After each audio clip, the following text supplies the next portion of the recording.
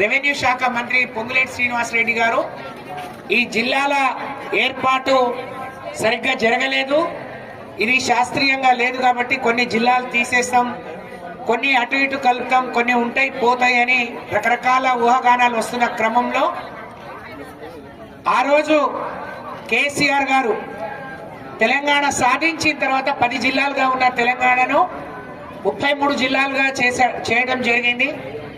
అది కూడా ప్రజలందరి ఆమోదంతో ప్రజలకు పరిపాలన సౌలభ్యం కోసం పేదవాళ్లకు అధికారులను చేరువ ఒక చిన్న గ్రామ పంచాయతీ తర్వాత మున్సిపాలిటీ వాళ్ళ జిల్లా కేంద్రం వస్తున్న లీకులు చూస్తా ఉంటే భయం వేస్తా ఉంటది. ఈ జిల్లా ఉంటదా ఉండదా?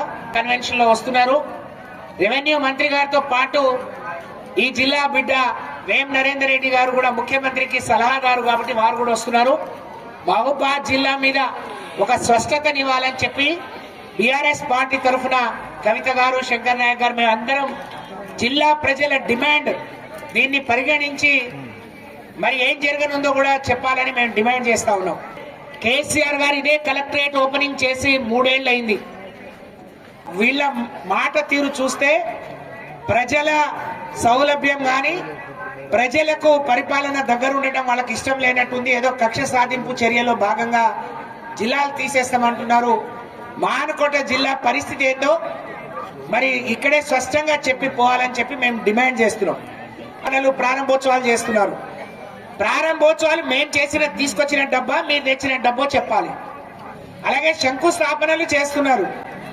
కేసీఆర్ 3 ఏళ్ల నాడు ఇక్కడ 50 కోట్ల రూపాయలు ఇచ్చిపోతే మా వర్కింగ్ ప్రెసిడెంట్ కేటీఆర్ గారు వచ్చి ఇక్కడే ఎంఆర్ఓ ఆఫీస్ ముందు శంకుస్థాపన చేసి ఆ రోజు ఆ నిధులు 15-16 కోట్లు ఖర్చు అయితే వాటిని క్యాన్సిల్ చేసిండ్రు.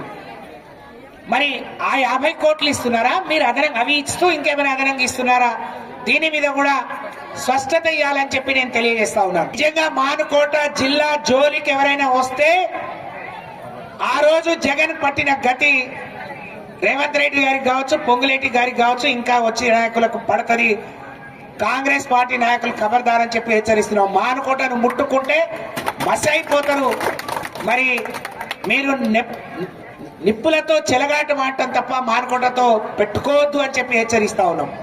క్యాబినెట్ పెట్టాలని. అందుకనే పిచ్చోడు చేతిలో రాయిలాగా ఈ పరిపాలన ఉంది. ఎప్పుడు ఏం చేస్తారో